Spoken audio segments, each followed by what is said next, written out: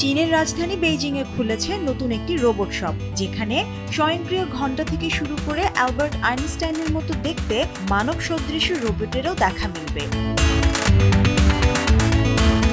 Robot মল নামে এই দোকানের উদ্বোধন হয় শুক্রবার। এখানে বিক্রির জন্য আছে শতাধিক রোবট। চীনে এটাই প্রথম এমন কোনো দোকান যেখান থেকে মানুষ সাধারণভাবে ব্যবহার করার মতো এবং দেখতে মানুষের মতো রোবট কিনতে পারবে।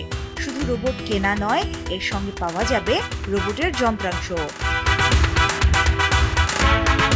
এক একটি রোবটের দাম প্রায় ২,০০০ ইউয়ান থেকে শুরু করে কয়েক মিলিয়ন ইউয়ান পর্যন্ত।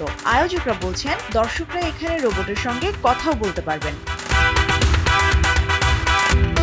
রোবট মলের পাশেই রয়েছে থিম রেস্টুরেন্ট, যেখানে গ্রাহককে সেবা দেয় রোবটরা, আবার খাবার তৈরি হচ্ছে কোনো ধরনের মানুষের সাহায্য ছাড়াই।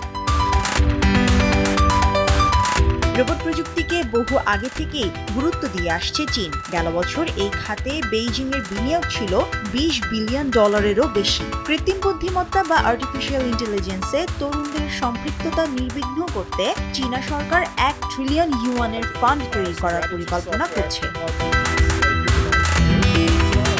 এদিকে রোবট মল উদ্বোধনের সময়ই বেইজিংয়ে শুরু হয়েছে ৫ দিনের ওয়ার্ল্ড রোবট কনফারেন্স। এছাড়াও ওয়ার্ল্ড হিউম্যানয়েড রোবট গেমসের আনুষ্ঠানিক উদ্বোধন হতে যাচ্ছে ১৪ই আগস্ট, চলবে ১৭ই আগস্ট পর্যন্ত। ফুটবল, কুস্তি খেলা, নাচ থেকে শুরু করে দৈনন্দিন জীবনের কাজসহ ২৬টি বিভাগে নানান ধরনের কাজ করে দেখাবে এই রোবটগুলো। মুশফিকুর রহমান, দেশ টিভি।